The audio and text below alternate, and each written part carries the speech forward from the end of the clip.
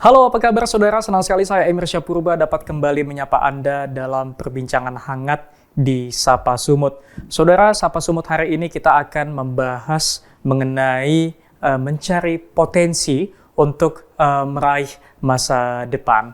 Dan setiap orang tentunya saudara memiliki potensinya masing-masing. Namun masalahnya adalah apakah kita sudah mengetahui potensi yang kita miliki atau belum. Nah, untuk membahas hal ini saya sudah mengundang seorang psikolog dan juga dosen di salah satu universitas yang ada di Kota Medan, Kak Friyanka Sitorus. Halo, selamat pagi Kak Friyanka. Pagi Emir. Senang sekali dapat bertemu dengan Kakak pada hari ini. Terima kasih sudah hadir di studio Kompas TV pada hari ini Kak Friyanka. Nah Kak, hari ini kita akan membahas soal potensi nih Kak. Potensi yang dimiliki seseorang gitu kan. Kan ada kadang orang yang bilang, aku nggak punya bakat, aku nggak punya kemampuan. Nah kita akan membahas hal itu pada hari ini Kak Friyanka. Namun sebelum jauh kita membahas hal itu, sebenarnya menarik juga untuk kita membedah untuk mengetahui sebenarnya apa yang dimaksud dengan potensi itu dan bagaimana cara mendapatkannya? Apakah potensi itu merupakan seperti bakat dari lahir atau mungkin berasal atau berangkat dari hal-hal yang kita sukai atau memang kita sering melakukan hal tersebut nih Kak Friyanka? Oke, Emir. Jadi kita berbicara tentang potensi. Potensi itu sebenarnya adalah perpaduan ya. Jadi kalau tadi mungkin banyak orang yang Emir bilang mengatakan bahwa potensi itu hanya merupakan bakat bawaan lahir. Enggak juga. Jadi ada yang mengatakan, ada teori hereditas yang mengatakan bahwa memang ya potensi bawaan lahir. Namun ada teori juga, teori belajar yang mengatakan bahwa manusia itu lahir seperti kertas putih gitu kan. Betul. Jadi lingkungan yang membentuk gitu. Nah itu juga iya. Jadi tergantung kita melihat dari sudut pandang mana. Dan kalau kita menggali apa itu potensi, sebenarnya potensi itu adalah perpaduan. Jadi kita tidak bisa mengatakan hanya bawaan lahir atau hanya dibentuk lingkungan. Tapi potensi itu memang perpaduan. Perpaduan dari hereditas, genetik, kemudian juga didukung oleh lingkungan, dan kemudian juga diperkuat oleh motivasi dari si orang tersebut. Jadi potensi ini sebenarnya butuh ada hereditasnya, kemudian ada lingkungan, dan kemudian ada motivasi yang memperkuat itu. Oh, berarti perkataan yang bakat itu dari lahir, bakat itu bukan bawaan lahir tapi harus dilatih, itu apakah penuhnya benar atau seperti apa nih Kak Friyanka? Jadi sebenarnya ini mungkin sama seperti kalau ditanyakan sering sering pertanyaan leaders are born or made gitu ya. Yeah. Nah, jadi sebenarnya dua-duanya benar. Ada mungkin anak-anak yang dari kecil kelihatan dia memang udah terlihat nih potensi dia suka memimpin, terus teman-temannya mudah untuk ikut sama dia. Atau misalnya ada anak-anak yang dari kecil dia terlihat pintar menggambar gitu kan. Jadi bakat itu kan terlihat ketika dia menonjol dibandingkan anak seusianya. Contohnya ada anak 5 tahun nih, kemampuan menggambar 5 tahun mungkin masih sangat sederhana kalau misalnya gambar orang. Kemudian ada seorang anak yang terlihat, wah gambarnya sudah luar biasa nih untuk anak 5 tahun. Mudahlah orang mengatakan bahwa wah dia punya bakat menggambar gitu. Nah tapi sejauh mana dan berapa lama sih bakat menggambar itu bisa terus-terusan menonjol kalau tidak diasah? Nah lingkungan itu kan tugasnya adalah mengasah ya. Apakah misalnya orang tua atau si anak itu sendiri gitu kan. Nah itu adalah perlu untuk mengasah. Nah jadi sampai pada titik tertentu kemampuan menggambar tadi itu bisa jadi justru sudah tidak berkembang dan bisa kalah dibandingkan atau tidak menonjol dibandingkan dengan anak-anak yang mungkin waktu 5 tahun dia tidak bisa menggambar, tidak pintar menggambar. Tapi dia rajin, rutin ikut les, rutin mengasah dirinya menggambar, orang tuanya rutin memberikan stimulus. Sampai pada akhirnya di titik tertentu, di usia tertentu, anak yang tadi punya bakat itu sejak usia 5 tahun, tapi tidak diberikan stimulasi, ya stuck, berhenti. Bagus memang gambarnya pada saat dia kecil, tapi waktu udah besar dibandingkan sama anak yang tadi diasah rutin, tadi ya ada misalnya lingkungan yang mendukung, ada motivasi dari anaknya, sehingga dia justru bisa lebih menonjol dibandingkan anak yang tadi. Jadi sebenarnya dikatakan apakah harus bawaan lahir, ya dua-dua sih berperan. Perpaduan. Perpaduan, jadi nature dan nurture tuh. Lalu itu kan tadi soal potensi itu dari lahir atau memang terbentuk dari pengalaman nih Kak. Lalu faktor psikologis apa yang sebenarnya membentuk ataupun dapat menghambat potensi itu Kak Friyanka? Nah, jadi faktor psikologis apa nih menarik nih pertanyaannya. Jadi sebenarnya kita bisa bahas ini jadi dua versi. Untuk anak-anak sama untuk dewasa. Jadi kan potensi itu kan perlu digali untuk anak-anak. Iya, dewasa juga perlu dong menggali potensi. Nah, kalau untuk anak-anak sebenarnya yang menghambat biasanya itu adalah kurangnya stimulasi. Jadi anak-anak kan memang masih membutuhkan ya, sangat membutuhkan dukungan dari lingkungan. Jadi stimulasi dari orang tua itu sangat penting kalau untuk anak-anak. Sehingga yang menghambat adalah tidak adanya stimulasi dari orang tua kalau di anak-anak. Nah, kalau di dewasa yang menghambat seseorang mengembangkan potensi itu adalah mindset. Nah, jadi ada motivasi diri lebih kepada itu mungkin kayak. Berpengaruh dengan motivasi, tapi ini dia mindset namanya. Jadi ada tuh Carol Dweck mengatakan bahwa kita itu harus punya yang namanya growth mindset. Ini kan menjadi isu yang juga sering dibahas ya, growth mindset. Bagaimana kita menganggap bahwa segala sesuatu itu ada effortnya. Segala sesuatu itu bisa dipelajari. Bukan yang tiba-tiba kita bisa gitu kan. Atau semuanya itu genetik, itu namanya fixed mindset. Jadi kalau untuk orang dewasa, yang menghambat potensi itu adalah mindset. Orang yang memiliki fixed mindset, artinya dia menganggap bahwa, wah, Emir bisa jadi pembawa acara, memang dia punya bakat sejak lahir, bakat komunikasi. Itu fixed mindset tadi kayaknya. Itu fixed mindset. Jadi dia menganggap bahwa segala keahlian, segala kemampuan itu bawaan lahir. Sementara kalau orang dengan growth mindset, dia akan menganggap bahwa kemampuan itu adalah diasah gitu. Jadi, oh saat ini aku nggak bisa komunikasi. Tapi kalau misalnya saya belajar gitu kan, saya rutin misalnya mengikuti pelatihan, saya rutin menantang diri saya untuk mulai mau, misalnya kalau anak kuliah, presentasi di kelas gitu kan. Nah, itu bisa mengembangkan kemampuan dia gitu. Nah, itu growth mindset. Berarti perbedaannya yang kecil diberi stimulus nih Kak, mungkin dibiarkan mengeksplor gitu ya. Iya, benar. Hal-hal yang mereka sukai. Kalau dewasa lebih kepada mindset sebenarnya. Mindset, benar. Nah, itu yang susah nih Kak, mindset itu kan lebih kepada apa yang mereka pikirkan ya. Lalu jika mereka tidak ada seperti kayak coach yang memberi mereka arahan atau seperti apa itu, konsekuensinya seperti apa Kak? Misalnya tidak ada coach yang memberikan arahan. Iya. Nah, jadinya kan gini ya, sebenarnya kan dalam kehidupan kita nggak bisa terus-terusan dong berharap sama orang lain. Yang menentukan kehidupan kita itu kan yang paling besar pengaruhnya terhadap diri kita itu kan kita sendiri. Jadi mindset itu sebenarnya ketika ada coach mungkin bisa berkembang lebih terarah gitu kan. Namun ketika pun kita sendiri, kita bisa kok untuk membangun growth mindset itu dengan cara ketika misalnya nih kita melakukan sesuatu, terus kemudian nggak berhasil. Nah, kita jangan menganggap bahwa semata-mata itu nggak berhasil karena aku nggak bisa gitu. Mungkin tuh bukan nggak bisa, tapi belum. Kamu butuh ngulanginnya itu mungkin 3 kali, atau 4 kali, atau 5 kali. Dan perlu dipahami bahwa orang itu punya waktu dan kecepatan yang berbeda-beda. Nah, kadang-kadang yang buat kita tuh sering merasa nggak bisa kan, duh, temanku dia ngulang 2 kali aja udah bisa. No, minder gitu kan? Iya, aku udah ngulangin 2 kali nih, tapi nggak bisa juga. Nah, itu tadi waktu dan kecepatan orang berbeda. Mungkin ada yang butuh 2 kali dulu, 2 kali aja dia udah langsung bisa. Yeah. Sometimes mungkin kita butuh sampai 10 kali baru bisa, tapi bukan berarti enggak. Hanya kita perlu waktu dan ruang untuk eksplorasi tadi gitu. Baik, tadi kan faktor psikologisnya tadi ada yang kecil beri stimulus, yang besar tergantung mindsetnya ini kan. Lalu sebenarnya kalau berbicara soal lingkungan ya, lingkungan pertemanan atau keluarga, apalagi anak-anak sekolah kan banyak menghabiskan waktu di sekolah sebenarnya daripada di rumah nih Kak.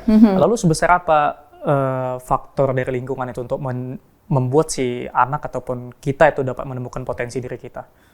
Oke, nah jadi seberapa besar faktor lingkungan, terutama untuk remaja tadi ya, itu pengaruhnya cukup besar. Kenapa? Remaja itu kalau dalam tahap perkembangan, itu dia namanya itu adalah pencarian identitas. Jadi memang usia remaja, usia untuk mencari identitas, jadi ada itu namanya apakah dia menemukan identitasnya atau justru dia kebingungan identitas. Yeah. Nah, jadi itu memang adalah masa remaja, sehingga memang remaja ini enak sekali untuk mempengaruhi seseorang. Nah, lingkungan ini bisa jadi banyak. Yang pertama bisa jadi cermin. Kenapa kita butuh lingkungan yang mendukung, butuh lingkungan yang suportif, butuh lingkungan yang vibes-nya positif? Kenapa lingkungan bisa jadi cermin sama kita? Kita terus habis itu niru gitu kan. Lingkungan melakukan apa, terus kita niru. Nah, kemudian lingkungan bisa menjadi support system. Nah, ketika misalnya remaja punya lingkungan yang mendukung, dia melakukan eksplorasi. Jadi misalnya ketika anak remaja suka bermain musik, nggak langsung dilarang, kamu nggak boleh ngeband. Nanti ngeband kerjaan kamu, tugas kamu nggak selesai gitu. Nah, mungkin bisa diajak komunikasi, ngebandnya kapan waktunya. Jadi dia tetap punya ruang tuh kan. Nah, kemudian lingkungan juga bisa justru memberikan ruang untuk aktualisasi. Jadi lingkungan kan akan memberikan pengaruh positif dan negatif, sehingga itu akan sangat mempengaruhi anak gitu, mempengaruhi anak ketika dia mendapatkan feedback yang positif, terus tadi potensinya bisa berkembang. Tapi kalau terus-terusan diberikan yang negatif, ya potensinya itu bisa tenggelam. Bisa tenggelam ya Kak. Nah, dari kan faktor lingkungan nih Kak. Lalu dari faktor lingkungan tadi Kakak bilang kita mendapatkan banyak hal-hal yang bisa kita coba, hal-hal baru yang belum pernah kita coba. Namun bagaimana kita bisa membedakan mana yang benar-benar potensi atau memang hal-hal yang penasaran kita lakuin, misalnya FOMO nih lagi ngisi padel misalnya kan, kayaknya aku jadi atlet padel menarik juga ya gitu. Apa sebenarnya membedakan itu Kak, potensi dengan hal-hal yang sekedar disukai aja gitu? Jadi ini memang pertanyaannya menarik sekali ya. Gimana kita membedain apakah itu potensi atau misalnya hanya sekedar kesukaan sementara gitu ya. Nah, biasanya kalau potensi itu kita bisa larut di dalamnya, terus kemudian kita punya kesenangan melakukannya, dan kemudian tantangan bukan berarti nggak ada, pasti ada gitu kan. Tapi kita tetap mau berusaha. Dan ada konsistensi waktu. Itu dia kalau memang potensi. Sehingga kita akan memberikan waktu lebih, kemudian ketika ada tantangan kita hadapi gitu kan, nggak langsung berpindah, terus kita konsisten melakukannya. Nah, sementara kalau hanya sekedar kesukaan, padel, terus main padel, terus besoknya ganti lagi nih, misalnya udah bukan padel lagi golf gitu kan, ganti padel terus ganti ke golf. Nah, itu artinya dia sebatas kesukaan. Jadi dia mudah berubah seiring dengan perkembangan gitu, mudah berubah. Tapi berarti cukup kontras ya perbedaannya antara potensi dengan hal yang sekedar disukai aja. Iya, kalau yang disukai kan dia mudah bosan. Oke, baik. Pembicaraan kita semakin hangat nih Kak, tapi kita harus masuk ke commercial break berikut ini.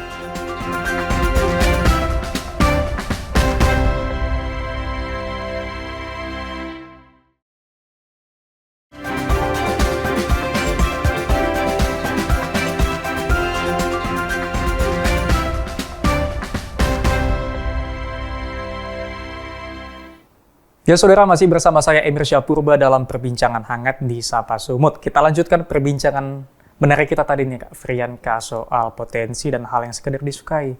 Lalu apakah memang nantinya dari hal yang kita suka ini bisa menjadi potensi nih Kak? Nah, menarik. Tentu bisa. Jadi contohnya gini, awalnya misalnya kita main padel atau kemarin sempet tenis kan, itu hanya sekedar karena FOMO. Ikut-ikutan gitu kan. Atau kebutuhan sosial gitu ya. Iya benar, untuk upload di media sosial gitu ya. Kan. Nah, tapi seiring berjalannya waktu, yang tadinya cuma iseng-iseng, hanya FOMO gitu kan, cuma ikut-ikutan, tapi dia rutin nih. Jadi kita bisa melihat ini apakah dia potensi atau hanya sekedar kesukaan yang mudah pudar, kita uji nih konsistensi waktunya. Jadi kalau ketika dilakukan uji konsistensi waktu, dia terus bertahan tuh pada kesukaan tadi, main tenis atau main padel tadi kan. Nah, kemudian dia membuat tantangan untuk dirinya. Jadi bukan hanya sekedar main tenis, main padel untuk untuk upload, untuk bahan konten. Nah, tapi dia justru menantang dirinya, men-challenge dirinya dengan misalnya mengikuti turnamen misalnya antar teman gitu kan. Jadi dia challenge dirinya nih, ikut turnamen sehingga dia tahu nih, oh sepertinya saya harus tingkatin nih kemampuan saya di bagian apa gitu. Nah, jadi dia dapat insight justru ketika dia misalnya ikut turnamen, dia challenge dirinya, terus dia dapat insight apa yang harus dia tingkatkan. Kemudian itu kan memberikan tantangan. Itu akan membuat dia ingin terus-terusan lagi mengasah kemampuannya. Dibanding memang hanya sekedar main, ya itu yang mudah akhirnya tenis, habis itu ganti deh ke padel tuh masih mirip, tiba-tiba nanti ganti yang lain lagi, belum sampai dia mahir, terus dia udah ganti gitu. Nah itu kan kesukaan. Tapi tadi ketika dia konsisten dalam waktunya, dia asah lagi dirinya, dia kasih challenge-nya gitu kan, terus dia pelajarin, dia kasih challenge, dipelajarin. Nah itu akhirnya bisa menjadi suatu keterampilan gitu. Jadi memang keterampilan ini bisa awalnya muncul dari hanya sekedar minat, hobi, kesukaan yang biasa gitu ya. Mungkin bahkan kadang-kadang sekedar ikut-ikutan, tapi kita kasih di dalamnya itu konsistensi waktu. Kita kasih yang namanya motivasi di dalamnya. Bisalah dia menjadi yang tadinya cuma kesukaan biasa, jadilah dia suatu keterampilan gitu. Oh, tadi kan udah kita kasih tahu nih fenomena menarik nih untuk membedakan mana potensi, mana hal yang sekedar disukai, dan ternyata dari hal yang kita sukai bisa berangkat nih Kak ya menjadi potensi yang dimiliki. Nah, kita masuk ke contoh kedua nih Kak, terkhusus pada anak remaja ya. Anak remaja ini kan apalagi SMA udah diharuskan untuk memilih ya. Apalagi yang kelas 3 itu harus memilih nanti kuliah nggak, lalu jurusan apa nantinya. Nah, banyak fenomena juga si anak ini dipaksa orang tuanya untuk ambil jurusan ini aja lah, atau nggak usah kuliah lah, langsung kerja di sini aja lah. Itu bagaimana menurut kakak? Apakah hal itu bisa menghambat potensi yang dimiliki seseorang ataupun si anak itu? Nah, jadi kan potensi itu kan tadi ya, jadi butuh ruang dan waktu untuk dieksplorasi. Ketika ada orang lain yang langsung mengambil keputusan terhadap tadi misalnya lebih orang tua ya, untuk kuliah gitu kan, akhirnya ruang dia untuk eksplorasi udah nggak ada dong. Kenapa? Karena udah langsung disuruh ambil sesuai dengan keinginan orang tuanya tadi gitu kan. Nah, jadi artinya kalau pertanyaannya apakah bisa menghambat? Mungkin bisa juga menghambat. Tapi apakah kita terus-terusan merasa bahwa itu menjadi suatu hambatan? Kita tadi, kalau kita punya yang namanya growth mindset, kita bisa menjadikan itu yang tadinya hambatan justru bisa menjadi peluang untuk berkembang. Nah, kalau yang saya lihat ya biasanya kenapa orang tua sering sekali memaksakan kehendaknya sama anak, ini ada dua ya. Mungkin dia merasa bahwa pekerjaan dia selama ini sudah cukup settle sehingga mudah untuk mengarahkan anak gitu kan. Atau bisa juga ya karena anak ini nggak terlihat dia keinginannya apa. Ditanya sukanya apa, bingung jawabnya. Ditanya misalnya dilihat nilainya atau keterampilannya, semuanya terlihat biasa-biasa aja, nggak ada yang menonjol. Akhirnya sebagai orang tua tuh kayaknya saya perlu nih ngambil peran, tapi mungkin caranya yang seolah-olah itu mengambilkan keputusan untuk anak. Padahal kan seharusnya itu lebih diajak komunikasi, lebih dengan cara yang persuasif, supaya anak ini ya bisa ngikut tapi bukan dengan paksaan gitu. Diberi ruang juga untuk memilih ya? Iya, diberi ruang untuk memilih, bukan langsung diambil. Jadi akhirnya ketika langsung diambil, anak merasa bahwa aku nggak punya ruang. Terus dia menghambat dirinya untuk berkembang.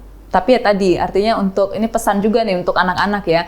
Ketika itu terjadi, jangan langsung anggap itu sebagai hambatan. Coba deh mindset-nya diubah gitu. Kembali kan. Ke tadi kayak fixed mindset dengan growth mindset. Kasih deh dirinya itu ruang sebagai itu, ini ruang tantangan nih untuk saya nih gitu. Jadi ketika orang tua mengatakan bahwa masuk jurusan ini, saya bisa nih men-challenge diri saya, mengasah kemampuan saya. Karena kan tadi kalau kita punya growth mindset, segala sesuatu bisa dipelajari gitu kan. Segala sesuatu tuh bisa dikembangkan. Lalu pengalaman kakak sebagai seorang psikolog, pernah nggak dapat klien atau yang konsultasi itu kayak, Kak aku merasa salah jurusan nih gitu kan, aku pengennya di sini tapi aku udah kuliahnya milih di sini kemarin, itu gimana Kak menurut kakak? Nah ada ya, jadi memang survei juga mengatakan bahwa memang banyak sekali anak-anak kuliah yang merasa salah jurusan. Yang berdampak ke akademik mereka juga nanti. Iya, yang akhirnya bisa berdampak ke akademik mereka. Misalnya motivasinya menurun, nilai akademiknya menurun, bahkan bisa menimbulkan nanti namanya apakah depresi, cemas, stres gitu kan.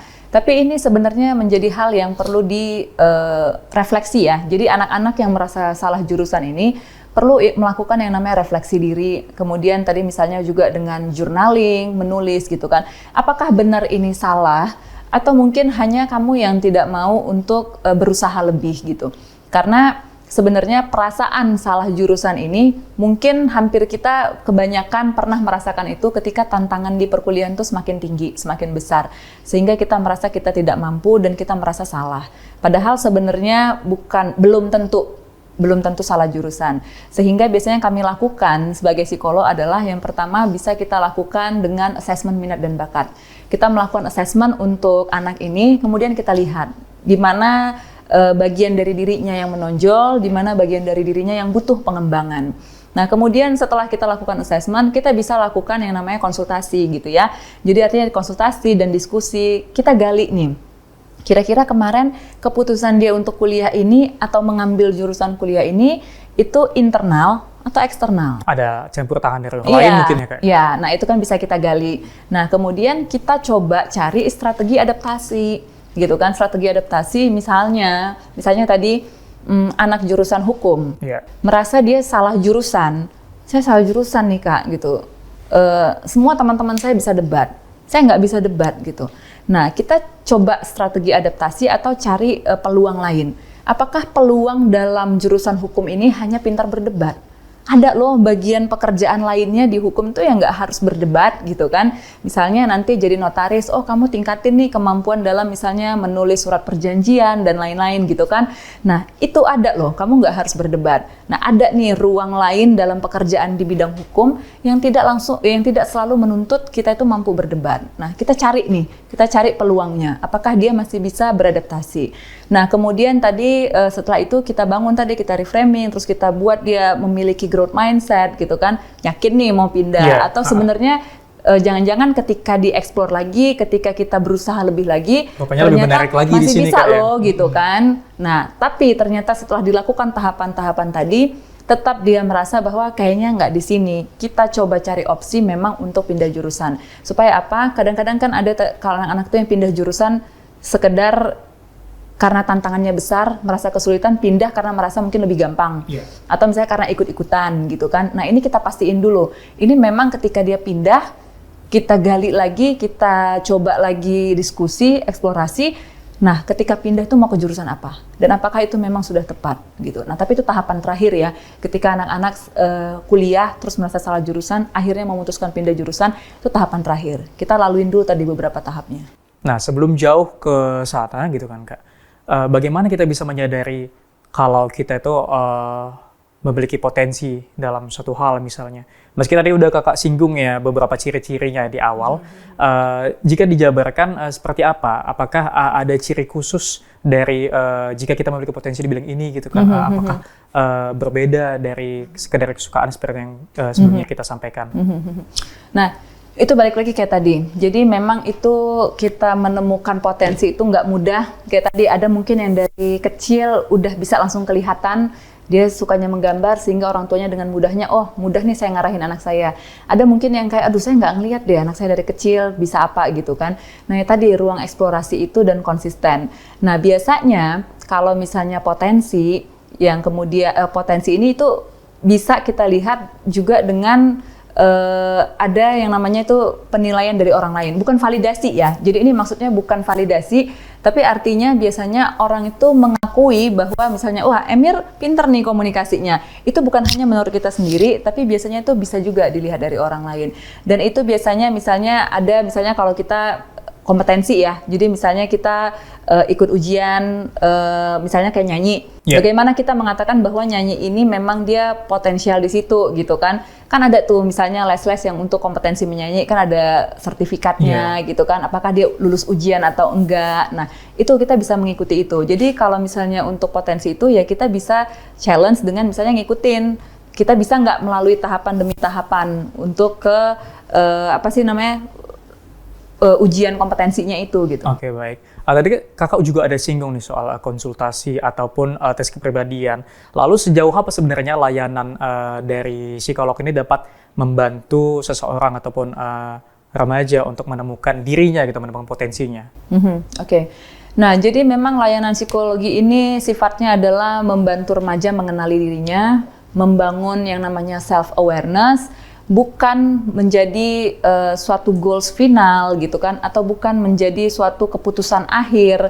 Pokoknya apa kata psikolog itulah finalnya, itulah keputusan akhirnya, itulah yang paling benar. Jadi sebenarnya tes psikologi ini itu adalah membantu anak untuk membangun yang namanya self-awareness. Self-awareness supaya apa? Tes psikologi ini kan bisa menjadi cerminan diri ya. Jadi kalau dalam tes psikologi itu sebenarnya kita lagi mencari nih cerminan diri kita gitu kan.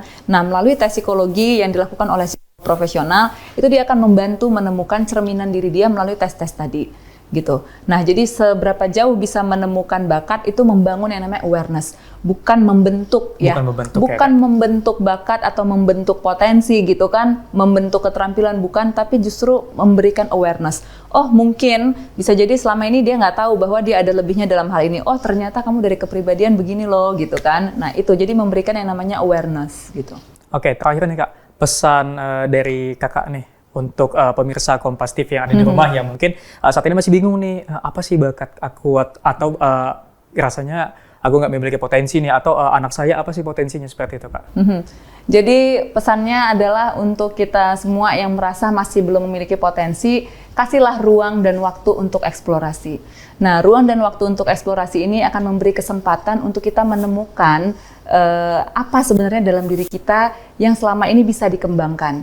Jadi kalau misalnya menghadapi kegagalan, jangan takut sama yang namanya kegagalan. Jangan takut yang namanya mencoba. Apalagi anak muda ya. Iya. Usia masih muda, terus udah takut gagal, udah takut nyoba karena overthinking gitu kan. Anak muda sekarang yang dikit-dikit katanya OVT ya. OVT. Overthinking gitu kan. Jadi nggak mau nyoba takut gagal gitu karena OVT. Nah, itu dibuang jauh-jauh, tapi berikan ruang untuk tadi eksplorasi. Itu sama kayak ini ya. Jadi ada teori psikologi itu sebenarnya dalam diri kita itu kan ada blind spot ya. Nah, jangan diperluas nih blind spotnya karena kita takut mencoba. Tapi coba justru perkecil area blind spot ini dengan apa? Eksplorasi. Sehingga kita tahu, kita nih katakan kita nggak bisa main piano, apakah benar kita udah coba latihan, atau hanya karena kita bilang nggak bisa, pokoknya nggak bisa gitu kan. Tapi coba deh dieksplor dulu. Baik, intinya jangan malas untuk mengeksplor diri Kak ya? Explore. Oke, Jadi baik. ruang dan waktu untuk eksplorasi kayaknya. Oke, baik. Tak terasa sudah habis waktu kita dalam pertemuan pada hari ini, Kak Frianke. Terima kasih banyak sudah berhadir di Studio Kompas TV pada hari ini. Dan terima kasih juga kepada pemirsa Kompas TV yang sudah menyaksikan tayangan Sapa Sumut pada hari ini. Terus saksikan program-program yang ada di Kompas TV, independen, terpercaya.